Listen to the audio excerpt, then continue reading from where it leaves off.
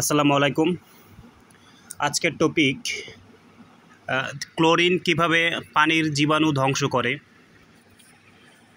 আসলে যে water treatment প্লান্টে chlorine ব্যবহার করে পানি থেকে জীবাণুমুক্ত করা হয়। এটি আসলে কিভাবে হয় সেটা হচ্ছে যে পানির মধ্যে ক্লোরিন ডোজ করা হয়, অর্থাৎ ক্লোরিন যুক্ত করা হয়। ক্লোরিন যুক্ত হলে সেখানে একটি রাসায়নিক বিক্রিয়ার মাধ্যমে হচ্ছে ক্লোরিন জীবাণুকে ধ্বংস করে। এই প্রক্রিয়ায় হচ্ছে ক্লোরিন জীবাণু ধ্বংস করে যে রাসায়নিক বিক্রিয়া সেটি হচ্ছে আলোচনা করব আজকে। এবং যে ওয়াটার ট্রিটমেন্ট প্লান্টে সাধারণত এই কাজগুলো করা হয়। আমরা বাজারে যে বাজার থেকে যে পানিটা আমরা কিনে খাই সেই পানি কিন্তু তারা ওয়াটার পিউরিফাই করে জীবাণুমুক্ত করে কিন্তু বাজারজাত করে থাকেন। এবং বিভিন্ন শিল্প কারখানায় যেখানে হচ্ছে যে ওয়াটার ট্রিটমেন্ট প্লান্ট রয়েছে সেখানে কিন্তু তারা ক্লোরিন ব্যবহার করে পানি থেকে জীবাণুমুক্ত করে থাকে। এটি একটি রাসায়নিক প্রক্রিয়ার মাধ্যমে এটি করা হয়ে থাকে। ক্লোরিন গ্যাস আমরা জানি, ক্লোরিন হচ্ছে পর্যায় সারণীর হচ্ছে একটি মৌল, এবং এই গ্যাসটিকে হচ্ছে তরল করে পানির মধ্যে যুক্ত করলে পানির মধ্যে প্রথমে হাইপোক্লোরাস অ্যাসিড এবং হাইড্রোক্লোরিক অ্যাসিড এই দুটা তৈরি হয়। হাইড্রোক্লোরিক অ্যাসিড আমরা জানি এটা খুবই একটি আনস্টেবল এবং খুবই সক্রিয় একটি যৌগ। এটি কিন্তু পরবর্তী ধাপে আবার ভেঙে গিয়ে হাইড্রোক্লোরিক অ্যাসিড এবং হচ্ছে একটি ন্যাসেন্ট অক্সিজেন আর হচ্ছে জায়মান অক্সিজেন তৈরি করে। এই জায়মান অক্সিজেনে কিন্তু কোনো হচ্ছে নেই, কোনো প্রকারের চার্জ নেই। এ কিন্তু খুবই হাইলি রিঅ্যাক্টিভ একটি স্পেসিস অ্যান্ড আনস্টেবল, এবং খুবই আনস্টেবল কিন্তু হচ্ছে এই ন্যাসেন্ট অক্সিজেন এই হচ্ছে মূলত জীবাণুকে ধ্বংস করে। চলুন তাহলে আমরা আসলে যে রাসায়নিক বিক্রিয়ার মাধ্যমে এই প্রক্রিয়াটি ঘটে থাকে সেই রাসায়নিক বিক্রিয়াটি আমরা লিখে দেখি আসলে সেখানে কি ঘটে থাকে। প্রথমে আমরা নিলাম হচ্ছে এই যে পানি, আমরা হচ্ছে যে পানি নিলাম। এই পানির মধ্যে এখানে অবশ্য লার্জ অ্যামাউন্ট অফ পানি থাকে, এবং হচ্ছে সেই পানির মধ্যে একটি হিসাবের মাধ্যমে ক্লোরিন ডোজ করা হয়। হচ্ছে যে ক্লোরিন ডোজ করলেই যে বিক্রিয়াটি হবে সেটা আমরা বলেছি যে হচ্ছে ক্লোরিন এবং হচ্ছে পানি এর মধ্যে বিক্রিয়া করে যে হচ্ছে হাইপোক্লোরাস অ্যাসিড তৈরি হবে, HOCl হাইপোক্লোরাস অ্যাসিড, এবং প্লাস হচ্ছে HCl হাইড্রোক্লোরিক অ্যাসিড। এই দুইটা কিন্তু তৈরি হবে। এবং এই হাইপোক্লোরাস অ্যাসিড হচ্ছে খুব হাইলি রিঅ্যাক্টিভ এবং আনস্টেবল একটি যৌগ। এই যৌগটি কিন্তু এখানে এভাবে পানিতে এভাবে স্টেবল থাকবে না, বা এটা কিন্তু হচ্ছে ভেঙে যাবে পরবর্তী ধাপে। এটা ভেঙে গিয়ে আবার হচ্ছে হাইড্রোক্লোরিক অ্যাসিড এবং জায়মান অক্সিজেন বা হচ্ছে ন্যাসেন্ট অক্সিজেন, এই দুটি কম্পাউন্ড কিন্তু এই দুটি উৎপাদ কিন্তু তৈরি করবে। সেই এখানে হচ্ছে যে ন্যাসেন্ট অক্সিজেন সম্পর্কে যদি বলি, এটা কিন্তু এর কোনো চার্জ নেই। হচ্ছে যখন তৈরি হয় তখনই সাথে সাথে এত রিঅ্যাক্টিভ যে তৈরি হওয়ার সাথে সাথে কিন্তু সে অন্য একটি যৌগ বা হচ্ছে যে যৌগ বা মৌল খুঁজে বেড়ায় এবং তার সাথে যুক্ত হয়ে নতুন যৌগ তৈরি করে। এবং এ কিন্তু হচ্ছে হাইলি রিঅ্যাক্টিভ, এবং এ হচ্ছে যে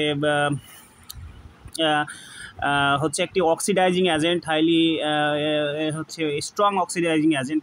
এত এর পাওয়ার যে হচ্ছে খুব সহজেই বিক্রিয়া করে ফেলে এবং অন্যান্য যে যৌগ মৌল বা যৌগ আছে তার সাথে যুক্ত হয়ে নতুন একটি যৌগ তৈরি করে। এই ন্যাসেন্ট অক্সিজেন এর নেচার হচ্ছে এইরকম।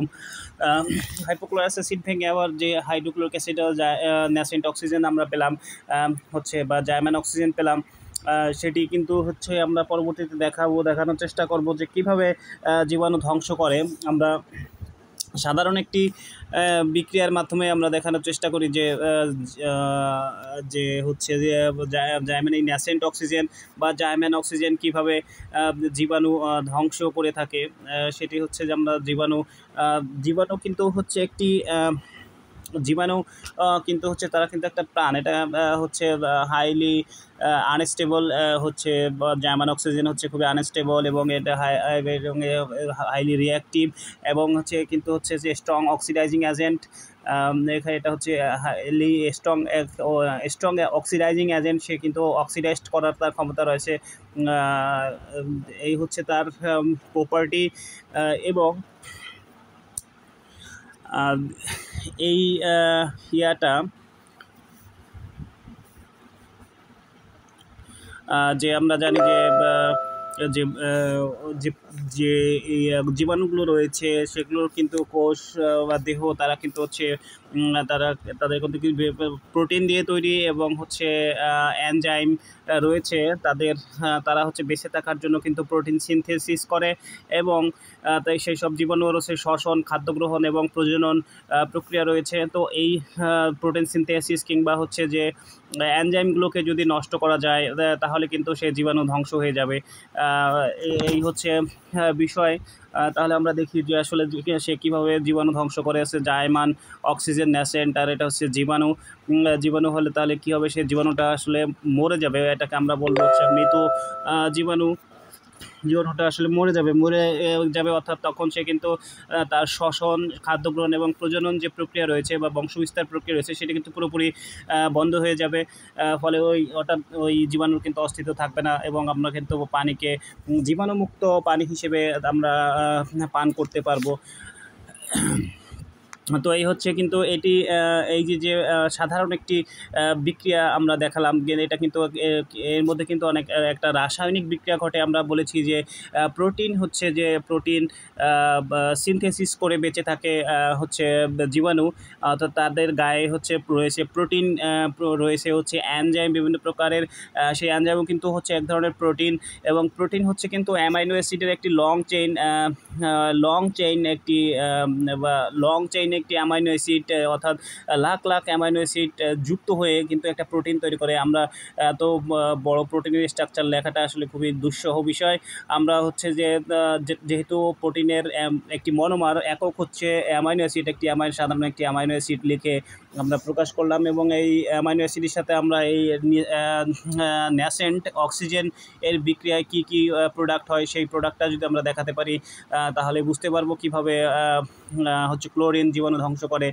আসলে ক্লোরিন এখানে কিছুই করছে না, ক্লোরিন জাস্ট শুধু হচ্ছে এই ন্যাসেন্ট অক্সিজেন বা জাইম্যান অক্সিজেন উৎপাদনে গুরুত্বপূর্ণ ভূমিকা পালন করেছে, কিন্তু জীবাণুদেরকে ধ্বংস করে কিন্তু ক্লোরিন না, জীবাণুদেরকে ধ্বংস করে হচ্ছে এই জাইম্যান অক্সিজেন সদ্য প্রস্তুতকৃত বা জন্ম নেওয়া এই জাইম্যান অক্সিজেন যদি না হয় তাহলে কিন্তু হচ্ছে জীবাণু ধ্বংস হবে না।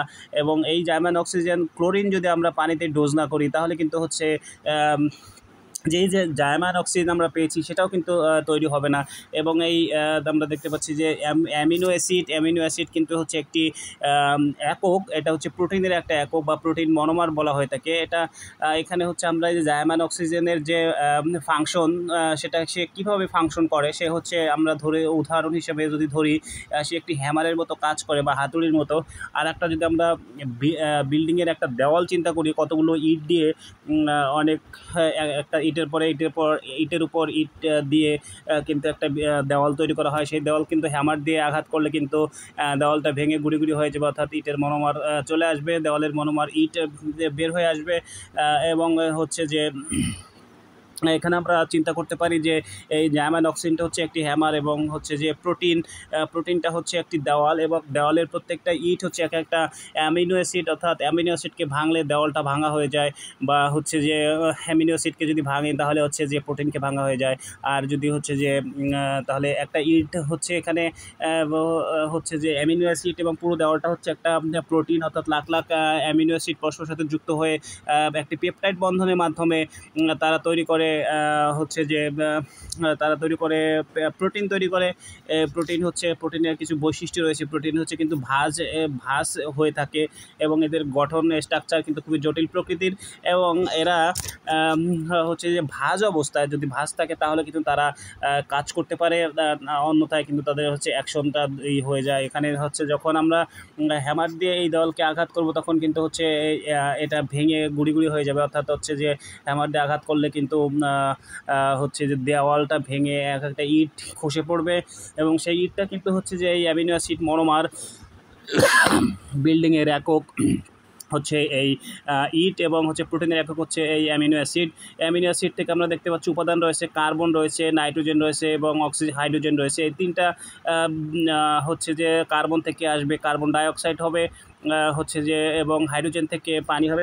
আমরা দেখতে পাচ্ছি আমরা যে স্ট্রং অক্সিডাইজিং এজেন্ট হচ্ছে জার্মান অক্সিজেন বা হাতুড়ি, সে কিন্তু পিটায় হচ্ছে কার্বনকে পিটায় বানাইছে কার্বন ডাইঅক্সাইড এবং নাইট্রোজেনকে পিটিয়ে বানিয়েছে হচ্ছে নাইট্রোজেন ডাইঅক্সাইড এবং হাইড্রোজেনকে পিটিয়ে বানিয়েছে পানি। এইভাবে এখন কিন্তু তাহলে দেখা যাচ্ছে যে এই যে অ্যামিনো অ্যাসিডের যে অস্তিত্ব সেটা কিন্তু নষ্ট হয়ে গেছে, অর্থাৎ অ্যামিনো অ্যাসিড ভেঙে গুঁড়ি হয়ে গেছে। অ্যামিনো অ্যাসিড ভেঙে কিন্তু গুঁড়ি হয়ে গেছে। গুঁড়ি হওয়ার কারণে কিন্তু সে প্রোটিনটাও নষ্ট হয়ে গেল, অর্থাৎ এখন জীবাণুর শ্বসন, খাদ্য গ্রহণ এবং প্রজনন প্রক্রিয়া কিন্তু পুরোপুরি নষ্ট হয়ে গেল, অর্থাৎ পানিটা হচ্ছে জীবাণুমুক্ত হয়ে গেছে। এই হচ্ছে এর ফাংশন মেকানিজম, যে হচ্ছে যে ক্লোরিন কীভাবে জীবাণু ধ্বংস করে। আসলে ক্লোরিন এখানে সরাসরি জীবাণু ধ্বংস করে না, আর ক্লোরিন যদি এখানে জীবাণু ধ্বংস করার সাথে সরাসরি যুক্ত রয়েছে এই হচ্ছে যে জার্মান অক্সিজেন। আপনারা দেখতে পাচ্ছেন যে এই প্রোটিন কীভাবে হচ্ছে জার্মান অক্সিজেনের সাথে বিক্রিয়া করে কার্বন ডাইঅক্সাইড কিন্তু একটি গ্যাস এবং নাইট্রোজেন ডাইঅক্সাইড একটি গ্যাস এবং পানি, আর হচ্ছে এই যে পানি এবং হচ্ছে কার্বন ডাইঅক্সাইড, নাইট্রোজেন ডাইঅক্সাইড, এটা কিন্তু প্রোটিন থেকে সম্পূর্ণ আলাদা এবং তাদের যে ধর্ম এবং অ্যামিনো অ্যাসিডের যে ধর্ম থেকে সম্পূর্ণ ভিন্ন, অর্থাৎ প্রোটিনটা ভেঙে কিন্তু গুঁড়ি হয়ে গেছে, যার ফলে সে কিন্তু আর জীবিত নেই, অর্থাৎ জীবাণু তার ধ্বংস হয়ে গেছে। এই হচ্ছে বিষয়, আজকে এই পর্যন্তই থাকলো। হচ্ছে যে ভালো লাগলে ভিডিওটি ফলো দিবেন।